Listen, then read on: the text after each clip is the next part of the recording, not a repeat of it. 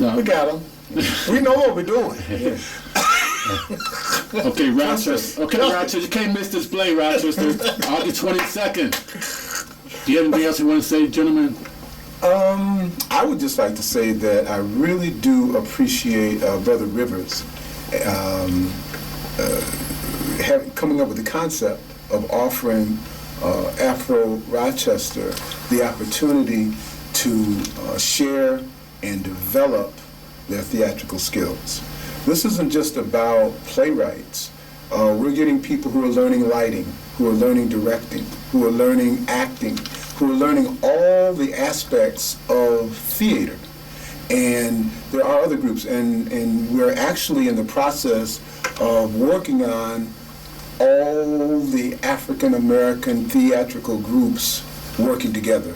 You know, Michael Atkins Yawn, Robert Ricks, David Shakes, Melanie Silas, who else? Who am I forgetting?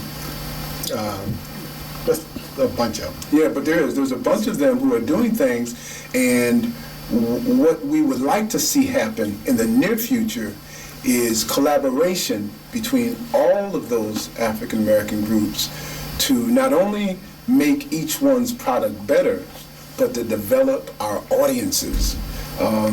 One of the things that you'll find is you have to develop a very intelligent audience to appreciate what you're putting on stage.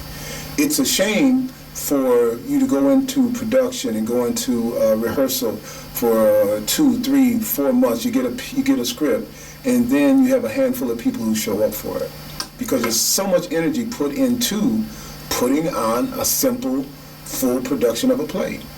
And we would like to see the African American as well as other enlarging itself so that our theater is more supported.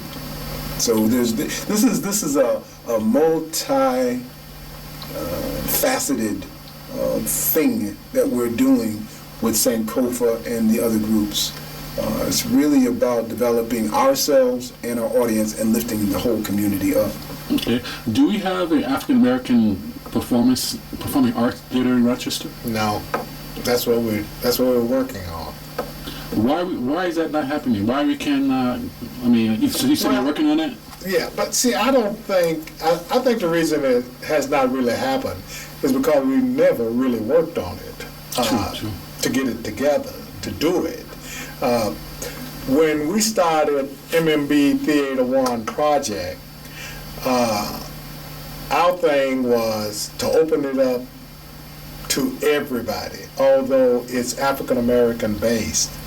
And if you come to the shows on the 22nd through the 24th, you will see a large variety of performers and a large variety of groups in these plays. We've got the Latino theater. We've got a writer who is from Africa. We've got women writers. We got, male writers, a Hispanic writer. So it's kind of an all-inclusive. And what we are saying is that everybody has a voice. And you just ask, well, why haven't we done this before? Is because we've just never really sat down to do it. And now we're in the process of actually doing that. Okay. Are you doing anything with children, youth? We had talked about next year having a youth component, but that would be a separate group of bringing along young people as playwrights and directors and that type of thing. The New York State language test came out. Rochester is on the bottom of the list for English and math. What can you recommend to our youth to increase the level of English level? They need to read. Okay. The most important thing that kids can do is read. The most important thing that a parent can do is to read to your children from the time they are babies. And and I don't mean read once a week or once every 2 weeks. Read to your children every night, so that they get that ability to wanna read.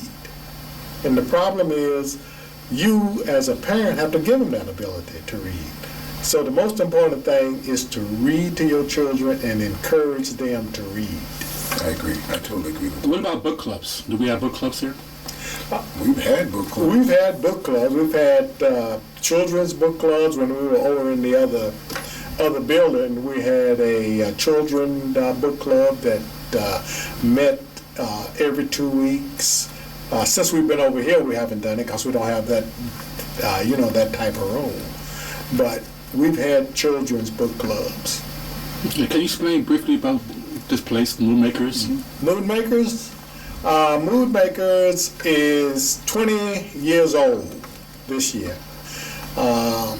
We started in Village Gate, and we're still in Village Gate.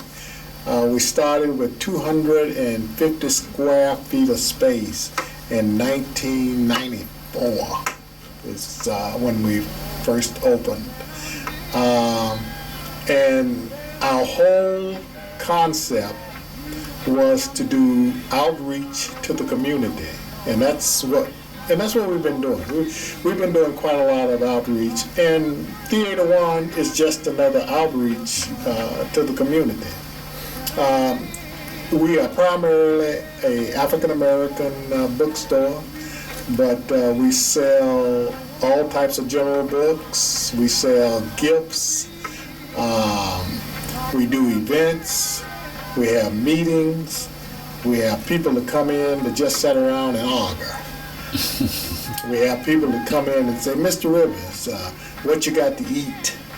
And I say, go look in the refrigerator. If it's anything in there, you can have it.